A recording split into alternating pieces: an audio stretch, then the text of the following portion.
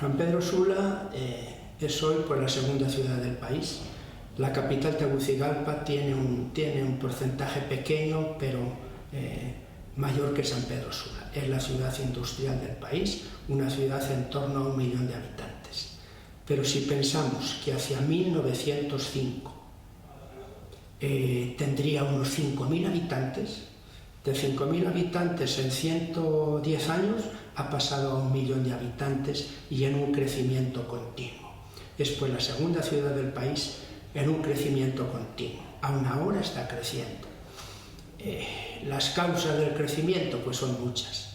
En primer lugar, la costa norte ya desde los años 40, 50 era el lugar del desarrollo económico con todo lo de con las bananeras, las famosas compañías bananeras de Estados Unidos, que estaban en todo lo que es la costa norte. Esto ya en esos años atrajo a muchas personas del resto del país. Posteriormente se fue desarrollando diversos tipos de industrias en la zona norte y atrajo pues a nuevas personas. Y aún hoy está atrayendo a nuevas personas. Además, está el fenómeno de que la ciudad, cuanto más crece, más atrae. Tenemos el fenómeno de las megápolis, que en vez de disminuir, aumentan. Y es que la ciudad ofrece pues, todos los servicios. La zona rural cada vez está más pobre, más abandonada. En la ciudad uno encuentra más fácilmente servicios de salud, servicios de educación. Que un pobre en San Pedro vive en el borde del río, bueno, pero allá tiene el Hospital Catarino para ir en caso de enfermedad. Pero en una aldea, pues hace 3 años visitaba yo una aldea y cuando yo bajaba, después de 4 horas de camino y a caballo, estaban subiendo a una señora en parihuelas a la aldea. Si esa persona vive en San Pedro, aunque sea en el mero borde y más pobre, tiene el hospital de los pobres, la educación, es decir, la ciudad acumula toda una serie de servicios y por eso estas grandes ciudades, en vez de disminuir, más bien crecen. Estas son algunas de las razones que están llevando a que San Pedro Sula sea también la ciudad de crecimiento permanente. La semana pasada estaba yo reflexionando un poco sobre Honduras, sobre su realidad, porque tenía que exponer en Mondoñedo y Ferrol, donde estuve con Monseñor Luis Ángel de las Heras, la realidad eclesial y social de Honduras. Y decía, Honduras es un país desconocido. Era mucho más Nicaragua, Guatemala. Nicaragua, pues por toda la problemática sociopolítica, la guerrilla, el nuevo gobierno. Guatemala pues es la nación más típicamente indígena. El Salvador, toda la guerrilla y el beato obispo santo, la realidad también del martirio de los jesuitas. Todas esas realidades llevaban a que el conocimiento de estas naciones de Centroamérica fuera más intenso, pero Honduras quedaba ahí casi como un país desconocido. ¿Y qué es lo que se sabe de Honduras? Pues los aspectos negativos, que si el golpe de Estado, que si las masacres, que si los muertos en el incendio de la cárcel de San Pedro y de Comayagua, que si pues ha habido un atentado en tal barrio y han matado 6 personas, y se sabe lo negativo. Pero en los medios de comunicación normalmente hay pocas noticias positivas de Honduras. Yo suelo poner un ejemplo que hace tiempo leí en algún lugar y se me quedó grabado. Y es que hace más ruido un árbol que se cae en el bosque que 1000 árboles que están creciendo. Entonces en Honduras están creciendo muchos árboles, es decir, están creciendo muchas cosas buenas, pero no hacen ruido, entonces no son noticias los medios de comunicación. Ciertamente hay toda una problemática social en Honduras muy dolorosa y realmente cuestionante. Pensemos en la violencia, que aunque haya disminuido, es una realidad realmente escalofriante, que le traspasa a uno el alma y el corazón, porque no solo es el que muere, son las personas vivas que quedan completamente en el dolor por la separación violenta de un ser querido. Sigue sin solucionar el gravísimo problema de la injusticia social, que casi es más exacto decir inequidad social, porque no es que, bueno, un país es pobre, pero si todos son pobres salen adelante. El problema es cuando se dan esas grandes diferencias entre un grupo muy selecto y la mayoría de la población. La inequidad social no acaba de superarse. Son 22 años los que llevo y no se ve realmente la formación de una clase media consistente. Al contrario, más bien las capas pobres pues siguen en su pobreza y en algunos casos, como en el campo, con un crecimiento de la pobreza. Hay también otro factor que está en la raíz de muchos problemas sociopolíticos y es la corrupción. La corrupción de todos los niveles, hasta la corrupción pues, del policía que me pide un poquito para dejarme seguir con el coche porque he quebrantado una norma o no la he quebrantado. Pero lo más grave, la corrupción de los que tienen influencia, bien por el poder político, bien por el poder económico, y que esta corrupción está en la base de muchos problemas. Corrupción, falta de transparencia, bueno, esos problemas se dan. Pero yo creo que también es bueno subrayar los aspectos positivos de Honduras. He compartido muchas veces con personas que han ido a invertir a Honduras, que quieren un desarrollo, y me han manifestado lo siguiente: el hondureño motivado y formado es muy capaz, es muy eficaz, tiene grandes cualidades, motivado y formado, capacitado.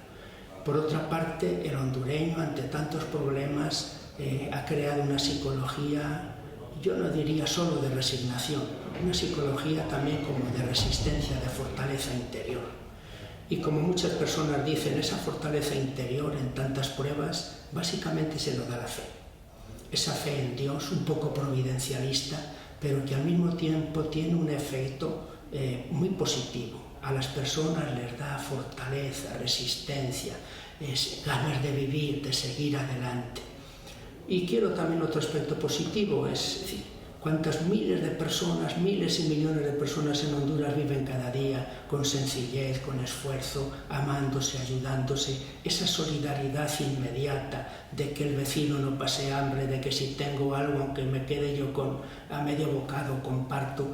Todo ese aspecto de solidaridad, de aprecio, de amor, de ayuda, de la vida diaria, que no es noticia, que no llama la atención, pero que es un poco el entramado de la vida diaria de unas personas vinculadas con otras que se ayudan pues a buscar sentido y a dar sentido a las luchas de cada día. Pensemos primero en la Sisi de Guatemala, esta comisión que en Guatemala, con el apoyo también del sistema judicial y el apoyo del pueblo en sus manifestaciones, consiguió precisamente poner en juicio al presidente y a la vice, su esposa, e incluso tuvieron que salir del poder y están siendo o han sido juzgados.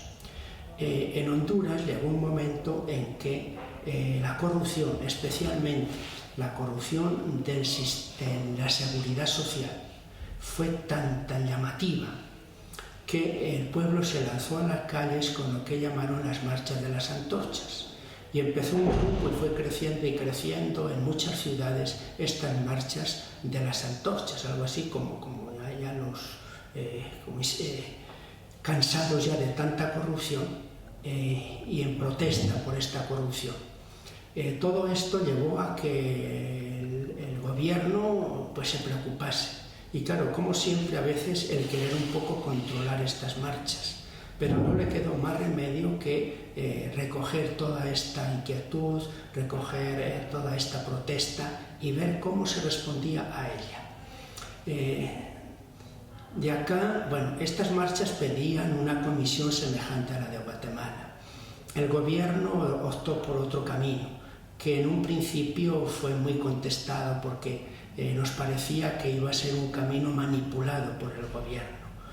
Todo ese proceso dio lugar a lo que se llama la MAXI, que es la misión de apoyo, misión internacional de apoyo contra la corrupción y la impunidad. Ha sido aprobada por el gobierno y apoyada también por la OEA, Organización de los Estados Americanos. Esto en muchos planteaba la pregunta: ¿apoyada por el gobierno va a estar manipulada? o si esta misión internacional, cuando llegue, digamos, a tocar hueso, a tocar incluso pues al gobierno, ¿se le va a permitir o se van a decir no, esto no se toca? Esa sospecha siempre ha estado un poco en el aire.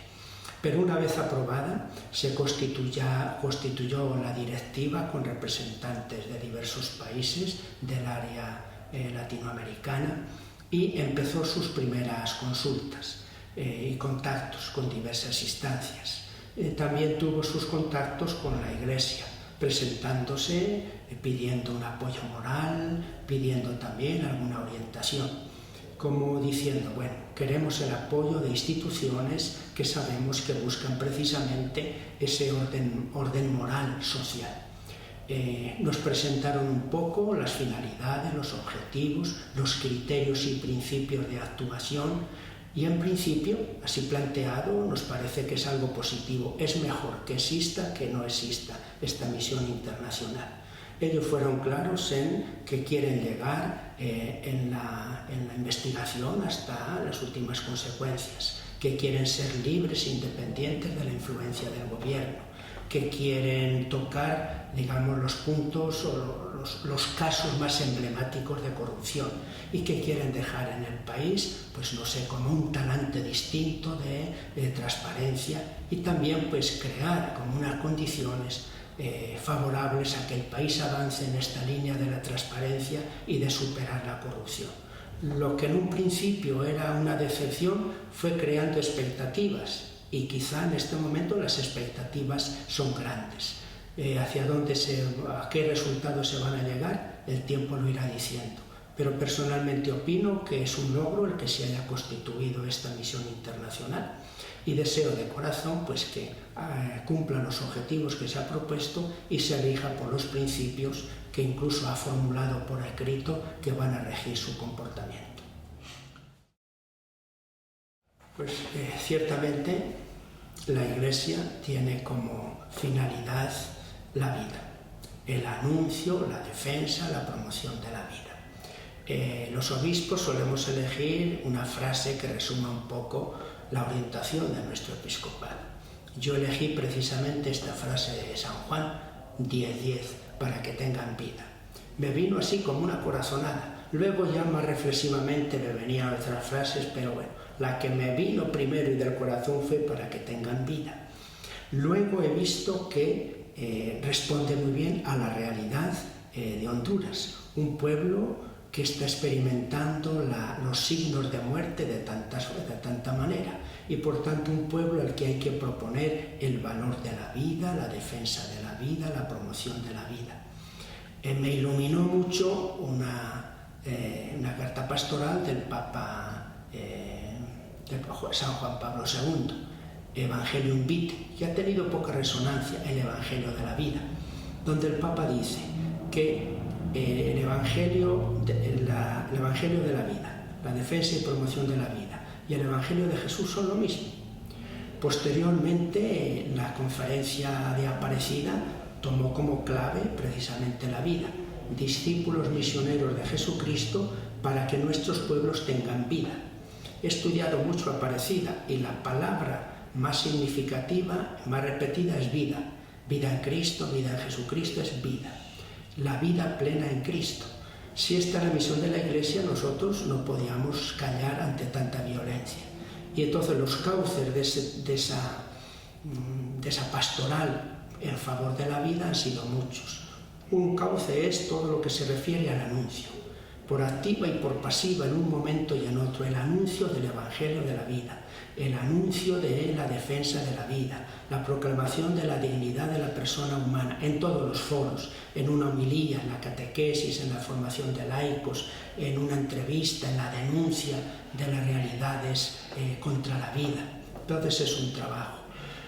Se han hecho también otros signos, por ejemplo, pequeñas marchas en las parroquias en favor de la vida, con un número significativo, pero también con ausencias por miedo, pero son signos que ahí están.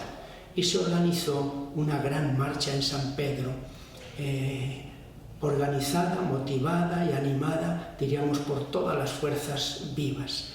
empresas, sindicatos, asociaciones de vecinos, con patronatos, iglesias.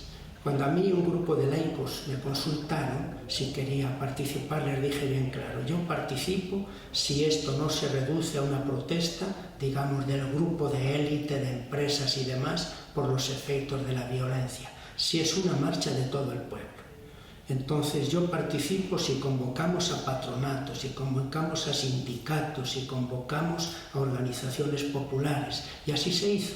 Se tuvieron muchas reuniones y se tomaron algunas decisiones. Por ejemplo, no se podían llevar pancartas de ningún signo, no se podían llevar camisetas que identificasen con un grupo o con otro. Camiseta blanca, a veces con una mancha de sangre, de tal manera que lo que a todos nos uniera precisamente era esto, la protesta contra tanta violencia y proclamar y manifestar el deseo ardiente de construir una sociedad en la paz, en la convivencia. La participación fue masiva, en torno a 70.000 personas. Quizá luego no supimos sacar provecho de esta marcha. Quisimos darle continuidad, pero no fue fácil. Este ha sido un cauce, pues, de la Iglesia. Otro cauce de este trabajo en favor de la vida es la cercanía, digamos, a estos grupos violentos, sobre todo maras y pandillas, estar cercanos, ver cómo lograr acuerdos o respeto, cómo insistirles en la superación de esta forma de vida, pero ese trabajo ha sido muy difícil, los resultados con estos grupos han sido muy escasos, es muy difícil entrar en su psicología, ya hay casos, pues, de patología, ha sido muy difícil, de tal manera que los grupos siguen y prácticamente no hemos logrado que sea superada esta fuente de violencia que es la de los grupos de pandillas o maras, que cada vez más están dirigidas por personas mayores y tristemente cada vez se vinculan más a todo lo del crimen organizado y al narcotráfico. Son algunos cauces que hemos tratado. Añadiría otro cauce en el que hemos insistido, es la educación por la paz, las relaciones respetuosas desde la familia. Cada vez vemos más claramente que en la raíz de mucha desintegración de los jóvenes y demás está la desintegración familiar. En la medida en que se constituyen familias integradas, donde el niño, el joven aprende el respeto a la vida, la paciencia, el diálogo, etc., creo que también estamos construyendo un poquito, al menos a mediano plazo, una sociedad más pacífica. La familia juega, pues, un papel muy importante. Según los informes tanto del gobierno como del Instituto de Investigación Social, como de la misma universidad, la Universidad Civil, que tiene un centro de seguimiento de la violencia, ha disminuido en estos últimos años. Pero aunque ha disminuido, la realidad es aún realmente aterradora. Que hayan disminuido un poquito, con todo no es para decir, bueno, Honduras está viviendo en paz. No. Y la superación de toda esta violencia, que lleguemos, pues, bueno, a una violencia tolerable. Ahí he leído algo de unos autores chilenos, que no me acuerdo ahora los nombres, que tienen muchos artículos recogidos en un libro sobre causas, origen de la violencia. Ahí hablan de que cuando se trata de 8 asesinatos por 100.000 habitantes hay que hablar de pandemia. Y si en vez de 8 son 15 o son 18, entonces ¿de qué tenemos que hablar? Y comparaba, por ejemplo, con los países escandinavos, 1 o menos de 1. Por lo menos que haya una superación donde los muertos, los asesinados, no tengan, pues, este dramatismo y esta realidad que está teniendo en Honduras. Queda mucho por hacer. Yo no vislumbro una superación en un corto plazo. Las causas son muchas. Hay que incidir, por ejemplo, educación de los jóvenes, trabajo de los jóvenes, formación de familias integradas, que no estén los jóvenes pues como unas familias deshechas. Educación, trabajo, familia, sentido, valor de la vida en los jóvenes. Mi vida es valiosa. Luego también todo el trabajo de depuración de un sistema policial bastante corrompido, muy corrupto. También se está trabajando en ello, la creación de una policía profesional, bien pagada, y una policía ética. Mientras no se trabaje en este campo de la depuración y una buena policía ética y preventiva e investigativa, tampoco se va a avanzar mucho. Así que la realidad es muy compleja. Sí hay algunos avances, pero a mi parecer muy lentos, y una superación a corto plazo yo no la veo, pero no hay que perder la esperanza, y es un trabajo de todos ir construyendo esta sociedad más pacífica y más justa. Mientras no sea más justa, difícilmente va a ser más pacífica.